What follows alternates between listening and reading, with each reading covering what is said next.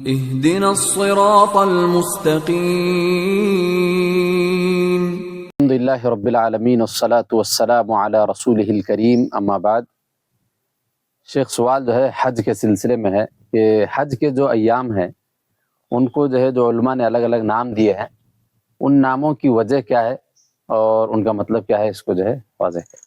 بسم اللہ الرحمن الرحیم، الحمدللہ والصلاة والسلام علی رسول اللہ، اما بعد۔ محترم ناظرین اور محترم حجاج کرام، ایام حج جو ہے وہ کل 6 دن ہیں، 8، 9، 10، 11، 12 اور 13 ذوالحجہ۔ ان کو علماء نے بلکہ بعض نام تو خود قرآن کے دیے ہوئے ہیں اور بعض احادیث سے ثابت ہیں، تو کل ملا کر ان ناموں کو کس انداز میں پیش کیا گیا ہے، یہ ایک جنرل نالج کے طور پر ہمیں معلوم ہونا چاہیے۔ قرآن نے ذوالحجہ کے ابتدائی 10 دنوں کو ایام معلومات سے تعبیر کیا ہے۔ ایام معلومات سے تعبیر کیا ہے تو ابتدائی 10 دنوں میں سے 3 دن جو آتے ہیں، 8، 9 اور 10 تاریخ، یہ ایام معلومات کا آخری حصہ ہے۔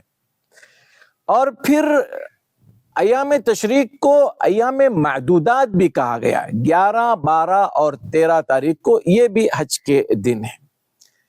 اس کے علاوہ حج کے جو 6 دن ہیں ٹوٹلی، ان کے اپنے کچھ خاص نام ہیں۔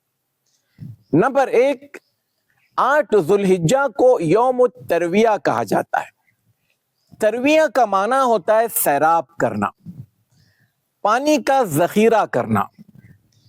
یہاں پر 8 ذوالحجہ کو جب لوگ مکہ سے مینا کی طرف روانہ ہوتے تھے تو اس وقت میں مکہ ہی سے پانی سٹاک کیا کرتے تھے، کیونکہ آگے مینا، مزدلفہ اور عرفات وغیرہ میں پانی کی قلت ہوا کرتی تھی۔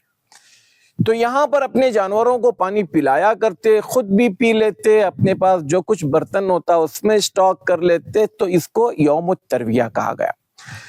اور یوم الترویہ کا ایک معنی یہ بھی علماء نے لکھا کہ اس کا معنی ہے سوچنا، غور کرنا۔ ابراہیم علیہ السلام نے 8 ذوالحجہ کو ہی اپنے بیٹے کے حوالے سے جو خواب دیکھا تھا اس بارے میں غور و فکر کیا تھا کہ اس بارے میں اسماعیل سے کیسے بات کی جائے، اس لیے بھی اس کو یوم الترویہ کہا جاتا ہے۔ ایک اور معنی لیا جاتا ہے کہ دوسروں کو پانی مہیا کرنا، پانی پلانا۔ مکہ والے زمانے جاہلیت میں بھی اور اس سے پہلے بھی اس دن زمزم کا پانی سٹاک کر کر حاجیوں کو پلانے میں وہ بڑا خیر کا کام سمجھتے تھے، اور اس بارے میں وہ اپنی انتھک محنت لگاتے تھے کہ حاجیوں کو پانی دے کر ثواب حاصل کریں۔ تو یہ یوم الترویہ کے ناموں کی الگ الگ اس کی تسمیہ، وجہ تسمیہ علماء نے بیان کی۔ 9 ذوالحجہ اس کا نام ہے یوم عرفہ۔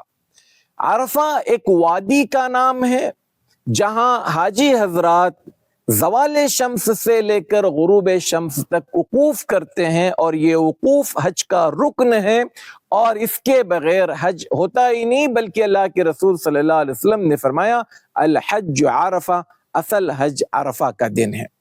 لہذا یہاں پر عرفہ کے دن کو اس کا نام عرفہ کی جگہ کی مناسبت سے ہی رکھا گیا ہے، اور اس کو الگ سے کوئی نام نہیں دیا گیا ہے۔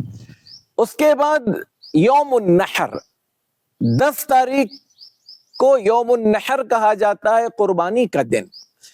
نحر کہتے ہیں اونٹ کو کھڑا کر کر اس کا ایک پیر باندھ کر اس کے گلے کے نیچے والے حصے سے، جہاں سے سینہ شروع ہوتا ہے، اس کی شہرک کو کاٹ کر اس کو ذبح کرنا۔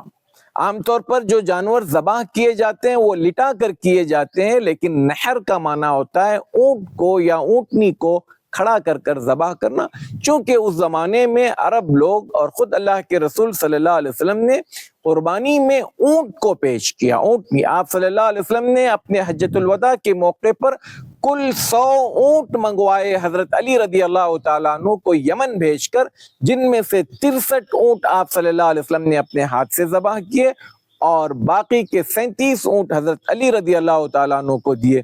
63 یعنی آپ صلی اللہ علیہ وسلم نے اپنی زندگی کے ہر سال کا ایک اونٹ حجۃ الوداع کے موقع پر اللہ کے نام پر ذبح کیا۔ یہ یوم النحر کہلاتا ہے۔ اب اس کے بعد 11 تاریخ کو یوم القر کہتے ہیں۔ یوم القر کا مطلب ہوتا ہے ٹہرنے کا دن، یعنی ایک آرام کا، سکون کے ساتھ کسی جگہ ٹہرنے کو القر کہتے ہیں۔ اصل میں حاجی لوگ 7 تاریخ کو مکہ میں تھے، 8 تاریخ کو مینا میں تھے، 9 تاریخ کو دوپہر دن میں عرفہ میں تھے، 9 تاریخ کا دن گزرنے کے بعد جو رات آئی تھی وہ مزدلفہ میں تھے۔ تو مطلب ایک خانہ بدوشانہ زندگی وہ پچھلے 3-4 دنوں سے گزار رہے تھے۔ ایک ہجرت کی کیفیت ان کے اندر صبح شام رہتی تھی، ایک جگہ سے اٹھے دوسری جگہ گئے۔ تو اب 11 تاریخ کو یوم القر کہا گیا کہ اب حاجی یہاں پر آ کر ٹہر گیا ہے، اب اس کو کہیں جانا نہیں ہے، آگے کے جو کچھ کام ہے اس کو مینا میں رہ کر کرنا ہے۔ تو 11 تاریخ کو یوم القر کہا گیا۔ 12 تاریخ کو یوم النفر الاول کہا گیا۔ النفر کہتے ہیں نکلنا، کسی جگہ کو چھوڑنا۔ تو حاجی اگر 12 تاریخ کو نکلنا چاہیں تو یہ نکلنے کا پہلا دن ہے۔ 12 تاریخ کی کنکریاں زوال کے بعد مارے اور وہ وہاں سے نکل جائے اگر وہ نکلنا چاہیں تو۔ اور 13 تاریخ کو یوم النفر الثانی یا یوم النفر الاخیر کہا گیا کہ یہ نکلنے کا دوسرا دن یا نکلنے کا آخری دن۔ اور اب تینوں کو ملا کر یعنی 11، 12 اور 13 تاریخ کو ملا کر ایام تشریق کہتے ہیں۔ تشریق کہتے ہیں اصل میں گوشت کو سکھانا۔ اس زمانے میں حاجی لوگ اپنے جو ذبیحے 10 تاریخ کو انہوں نے جانور ذبح کیے تھے، 11 تاریخ کو جب انہیں فرصت ملتی تو صبح کا وقت وہ خالی ہوتے ہیں، زوال تک ان کے پاس کوئی کام نہیں ہوتا، تو وہ لوگ پہاڑوں پر جا کر اپنا گوشت 3 دن تک سکھایا کرتے تھے، اس گوشت کو کباب بنایا کرتے، پھر اس کو ایک لمبے عرصے تک اپنے گھروں میں استعمال کرتے تھے۔ اس لیے ایام التشریق کو تشریق اس لیے کہا جاتا ہے کہ یہ پہاڑوں پر جا کر گوشت کو سکھا لیا کرتے تھے۔ تو 11، 12 تاریخ کو یہ جہاں ان کا سنگل نام ہے، اس کے علاوہ اس کو ایام تشریق بھی کہا گیا ہے۔ تو یہ کل ملا کر حج کے 6 دنوں کے 6 الگ الگ نام ہیں جو آپ کے سامنے پیش کیے گئے۔ یہ اس لیے کہ ہمیں پتہ ہونا چاہیے جب ہم حج پر جاتے ہیں تو ان کے یہ نام کیوں رکھے گئے ہیں اور اس کے پیچھے مقصد کیا ہے۔ اللہ تعالیٰ مجھے اور آپ کو کہنے اور سننے سے زیادہ عمل کی توفیق عطا فرمائے۔ آمین۔ السلام علیکم ورحمۃ اللہ وبرکاتہ۔